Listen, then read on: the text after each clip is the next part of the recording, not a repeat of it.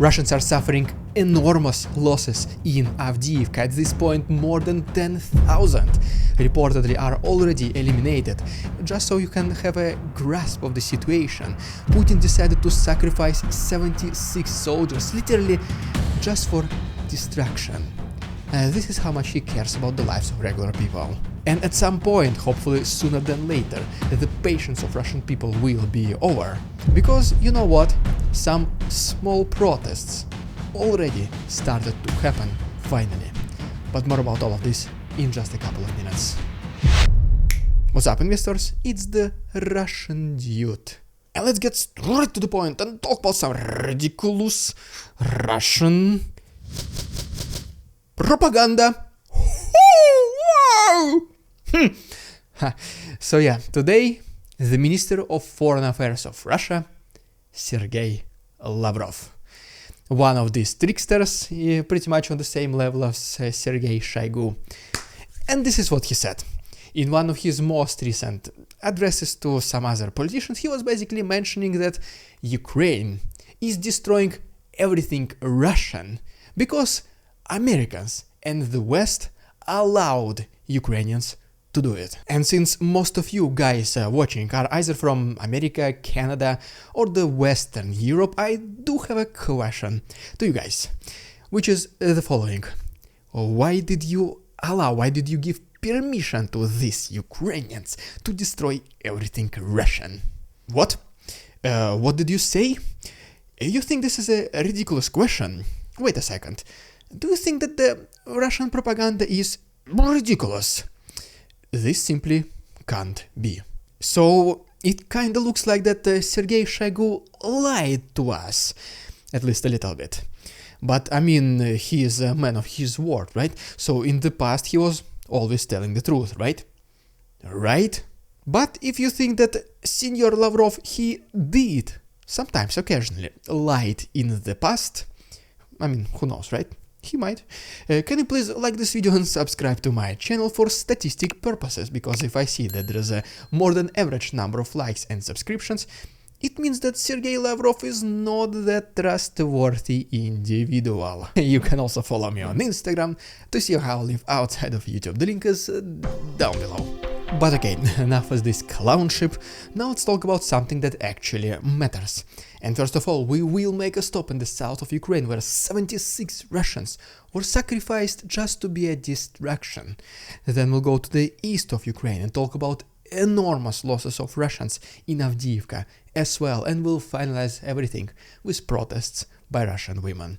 And so, first of all, as promised, we make a stop in the south of Ukraine, and Ukrainians reportedly were able to destroy a relatively big concentration of Russian forces along with their armored vehicles next to Avdiivka. As we go a little bit more down, Ukrainians were also able to destroy a relatively significant command post of Russians located in Novomayachka. And right here is the video from Krynki, where Ukrainians are using a little bit modified one of their newest drones called Mammoth, which is equipped with a little bit more than usual weight of explosives. And it goes right inside the building where Russian forces are sitting, waiting to attack Ukrainians. The consequences you will be able to see in this video. Truly devastating. And speaking about Krynki itself, already at this point the British intelligence report confirms that yes, there is fighting in this settlement. Ukrainians are mainly dominant and are able to advance closer to this settlement and to the south of it in this forest area. And one of the main reasons why Russians are so inexperienced in defending it, are so bad in defending it, it is because they're quote-unquote extremely confused. They receive very contradictory orders from their generals, commanders and officers. They receive orders to go fight for land which was already lost and there is no point in retaking it. And they also receive orders which, for example, just absolutely do not make sense in the first place. And besides that, one of the main reasons why Russians in the south, just in general, are not so prepared to meet approaching Ukrainians is something we've been talking about on this channel for the last several months. If you remember, guys, a lot of Russians were relocated from Kherson region to other important for Russian front lines, such as Zaporozhye and obviously the east of Ukraine, meaning that the number of Russian soldiers in Kherson region itself decreased significantly. Simply there was not too many people to protect it. Next, also the Institute for the Study of War report also confirms that Ukrainians established successful bridgeheads and are attacking also successfully next to Krynki, next to Antonovsky Bridge, and then next to the small railroad located to the east of this area. And guess what Russians are trying to do to slow down the advancement of Ukrainians? Something completely mind-blowing in 21st century. They pretty much, according to this video, sent the entire convoy of Russian personnel along with their armored vehicles, and then later it was obliterated by Ukrainians. Just a textbook elimination. Attack the first vehicle in the convoy, the last one, and then target everything in between. As a result of this, up to 76, or I would even say minimum 76 Russian soldiers were eliminated, and then Russians themselves even confirmed, at least just the regular soldiers, obviously not the highest military authorities. They confirmed that these people were only used as a distraction. And the most ridiculous part about all this is that this distraction was not even necessary, because Russians did not do anything after it. So literally sacrifice for nothing.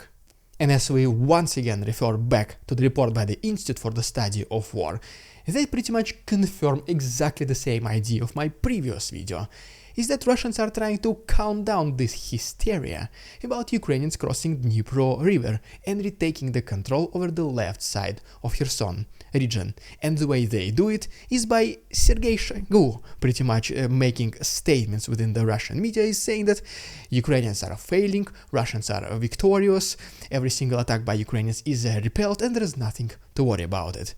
But if you already know it, everything that Sergei Shoigu says, exactly the opposite thing is true. And another just absolutely surreal thing at this point is that, yes, Shoigu will obviously never agree with Ukrainian statements about the war, but then even Russian propagandists and Russian representatives of the Russian military, they also tell that the situation in the south is critical. Ukrainians are advancing, the bridgeheads are secure, and Ukrainians are gaining confident foothold on another side of the region. And then Shoigu does not even listen to them. This is truly a man who lives in his own world. But unfortunately there is at least one good thing from the Russian side for them. It is according to a representative of the Ukrainian Armed Forces, Alexander Shtupon, the number of Russian assaults in the south recently increased by at least 30%. But as for now, even though the number of assaults has increased, the results are still the same, pretty much nothing. Basically what it means, the number of losses of Russians increased with no advancements at all. The very same strategy Russians are using since the beginning of this war. And so yes, now as promised, let's talk quickly about the situation in the east before we talk about Russian regular people finally starting to protest. And the very first thing we do as usually is referring another third time to the report by the Institute for the Study of War, and they claim that Russians continue their offensive along Kupiansk-Svatove-Kreminna front line with absolutely no confirmed gains. But according to this map, as you'll be able to see right here, in fact it is Ukrainians which are able to take at least some land back and get a little bit closer to Zolotarivka, located right here, and also to fight back Russians a little bit to the northeast of Spirne. Then we go a little bit more down to one of the most significant areas in the east, Bakhmut, and Russians reportedly launched a massive advancement next to Avdiivka, which has been successfully repelled by Ukrainians. And by the way guys, if you noticed, this time it's one of these very few lucky episodes when I was not talking about Ukrainian infrastructure being targeted by Russians, because in the last 24 hours Ukrainian air defense was able to intercept all 14 Russian Shahid drones. Our next stop brings us to potentially now the most active area in the east, the city Avdiivka, and as you can see from this video, this is the current condition in which Russians and Ukrainians have to fight. That is why this is one of the main reasons why the advancement from both sides decreased significantly. But Ukrainians, they still try to take their land back, rightfully so. For example, right here you have a video of an American infantry fighting vehicle called Bradley, pretty much obliterating the position of Russians around Avdiivka. And in the meantime, whenever Ukrainians actually use their armored vehicles, infantry fighting vehicles, tanks and so on, to actually fight with them, using them, Russians do, guess what? Exactly the opposite. They use their armored vehicles to literally bring their infantry closer to the front lines, and then the driver turns around, sometimes even running over his own comrades, and just tries to flee as fast as possible. Sometimes even the armored vehicle is being destroyed, but obviously this leaves little to no chances to the infantry itself, and this is exactly what is happening in this video from Avdiivka as well. And by the way, guys, as always, if you want to see fully uncensored episodes of The Russian Dude, which by the way is the best way to support the channel, please go ahead and check my Patreon. It only starts as little as $4 for the entire month, and there is 1 week of free access for every single one of you to check if you like it or not. The link is down below. And so yes, now back to Avdiivka. At this very moment, to the highest military authorities of Ukrainian armed forces, Russia must have lost at least 400 pieces or units of military equipment, including armored vehicles, such as tanks and infantry fighting vehicles, and then even up to or even more than 10,000 soldiers.